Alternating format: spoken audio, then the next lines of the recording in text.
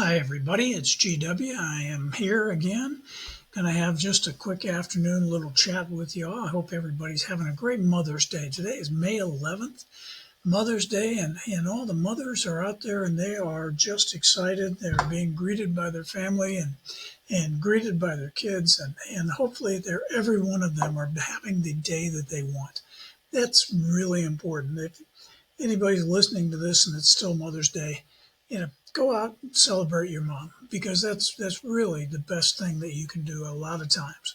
You know, it might not even be a bad idea to pick a day about a month from now and go have another Mother's Day. And celebrate your mom again, and just keep the mothers happy.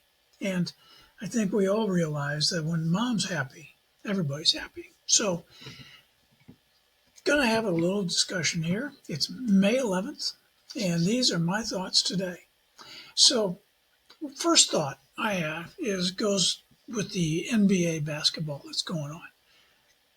Steph Curry has torn a hamstring, making a major impact on what the Golden State Warriors are going to be able to accomplish this year at the end of the season. They had a great season, and they've made it to this far into the playoffs. But the odds of them being able to win another game without him being able to play is very, very small. It's very few players in the world that when they get hurt, they can have such a large impact.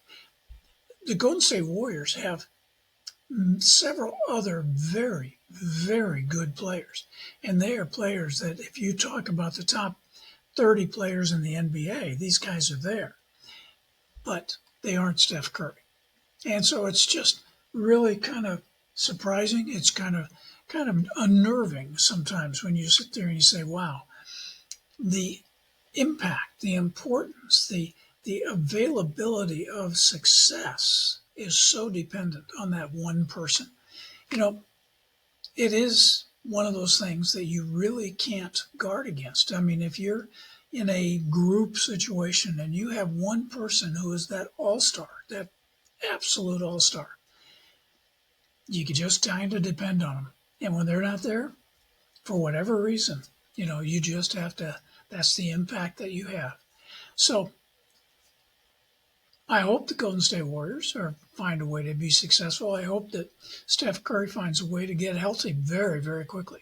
Unlikely, but, it could happen. So what else do we have going on? I keep playing a lot of golf.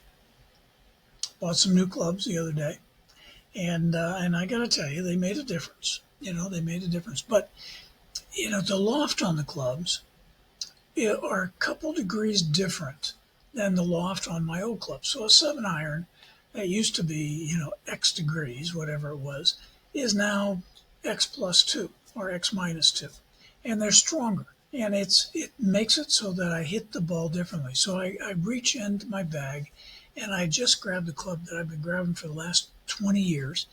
And I reach for that because I knew how far I could hit it if I hit it well. And then I hit it better than that. And I can't get angry when I hit it better than what I expected. But it is so frustrating as I learn the new clubs. But, a couple of weeks from now, it'll be normal again. And I'll be able to shoot the scores that I've always shot, and I can come home and be very frustrated. Don't know why I play as much golf as I do when it frustrates me as much as it does. But that's kind of the name of the game. There is that F on the end of that LF, lots of frustration. That's what that stands for. Lots of frustration.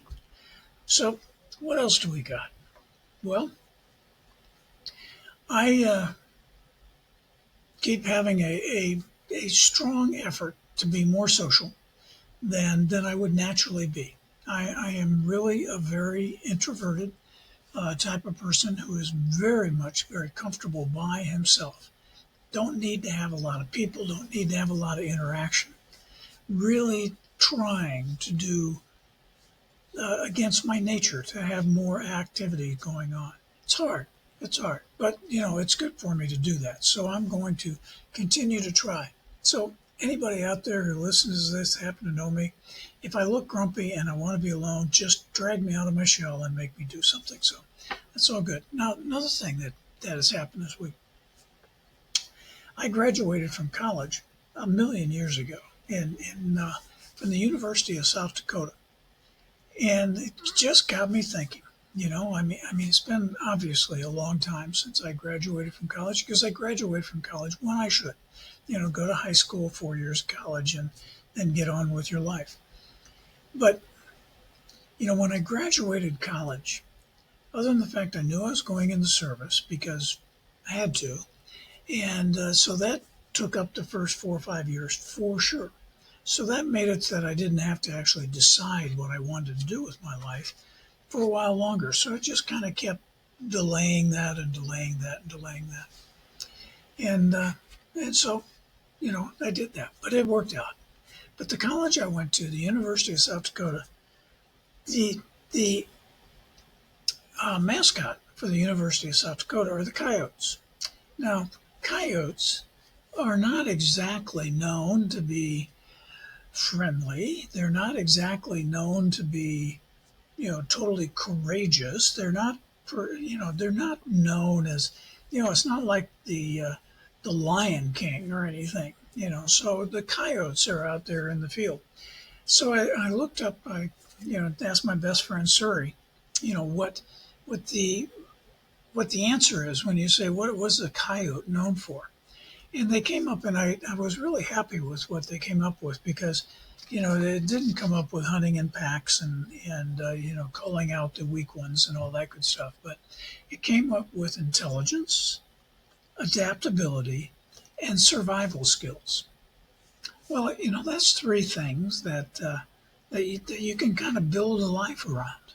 I wish I'd done that when learned that when I was in college and sat there and said, yeah, I'm proud to be a coyote because, they're known for their intelligence, their adaptability, and their survival skills. So for all you folks who are graduating from the University of South Dakota or have graduated from there, just remember that, you've got that, you've got those 3 points so you can always fall back on and say, this is what I'm doing and this is what I'm doing and this is great. And it's good. Excuse me. So we also have President Trump doing his normal stuff, making noises that he wants to suspend habeas corpus. I don't even know where to go with that. I mean, it's in the time of, the Constitution says in the time of invasion that you can suspend habeas corpus against the people who are invading you. But it's a slippery slope when you start going, we don't have to have any court proceeding. We can just, suspend the rule of habeas corpus and go forward. Slippery slope. Don't want to do that. Not a good idea. Our court system really, really has to stiffen here in the next couple of years and just to do everything it can to keep Trump in check. But that's really amazing. Now, another thing that he did was he went out and we have these tariffs and the trade talks that are going on that he says, oh, people all over the world want to talk trade with us. Well, maybe. I doubt it. Maybe. In all honesty, world doesn't need us that much. If we want to just cut ourselves off from the world, I don't think the rest of the world would really care that much for very long. They would suddenly start trading amongst themselves, and they would find ways to, I'm pretty sure that there's probably a whole lot of places in China that could make paper products just as well as we do. So what does he do? He says, we're going to have trade talks this week with China. And by God, we're going to do it. I'm ready to, I think the right number is we're going to drop off that 145 and it's going to be a tariff of 80%. I think that's a good number to go toward. They haven't even started the talks yet. And he's trying to give the final answer. how do you go into a negotiation when you've already announced what your desired outcome is? This art of the deal that this guy is supposed to be such a genius at, I just don't get it. But who am I to talk? I'm not in a position to make a difference, but I'm going to be curious because I think that he has sent his guy over there to China to do this particular negotiation. I think he sent him over there with both arms tied behind his back and one leg up in a knot. I just don't see how this is going to work out. We will see. I've been wrong before. I hope I'm wrong this time. But you take a look around the country, and you have a lot of stores that are now having empty shelves, and you have a lot of warehouses that are used to mailing stuff out that have not been getting any type of inventory in. The amount of container ships that are showing up in the port of LA is a dramatically lower number than it was a year ago. We are going to have a really tough 6 or 8 months, 10 months, 12 months and maybe longer, while this gets sorted out. And he can sit there and say, "Oh, it's going to be wonderful." He can say that all day. There's no indication that that's anywhere close to reality. So again, I hope I'm wrong. Maybe we'll see. Now, on the good news side, we have a new pope, and that's always a week or two time when Pope passes away, and Pope Francis passed away, and the world mourns, as they should. I mean, he was a good man. He was a good pope. But now we have a new one, and he's an American,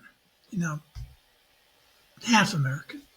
He was born and raised in Chicago, but spent most of his adult life in Peru. So Peru kind of claims and says they're own also, which is right. They should. So now we have this guy, coming in. He's 2 or 3 days into the job now, and was elected very quickly. He was not one of the front runners, but he was elected very quickly. It only took them 4 ballots to select the new pope. So very excited about this. Very excited. He's 69, which means that it's not unlikely that he will be pope for the next 15 to 20 years, maybe longer. But the first 10 years of that, he's going to be relatively young and relatively energetic. And he obviously connects with the people very well. He seems to be a very friendly, outgoing, personable man, obviously a very godly man. So more power to him, and not Catholic by any stretch, but like everybody in the world, it's having a pope that you look at and you go, I think they made a good choice. That's great. And that's exactly the way I feel. I think that the Catholics made a good choice in this particular pope. And I really hope that I'm correct on that. All right. So that's it. That's my thoughts for here, May 11th. I hope you all have a good week. I plan to have one. I might play a little golf, try to figure out how far and what direction I'm hitting the ball in. So y'all take care. And remember, I'm GW. If you like this, subscribe, follow, do whatever it is you got to do. Love to hear comments from you. Thanks a lot.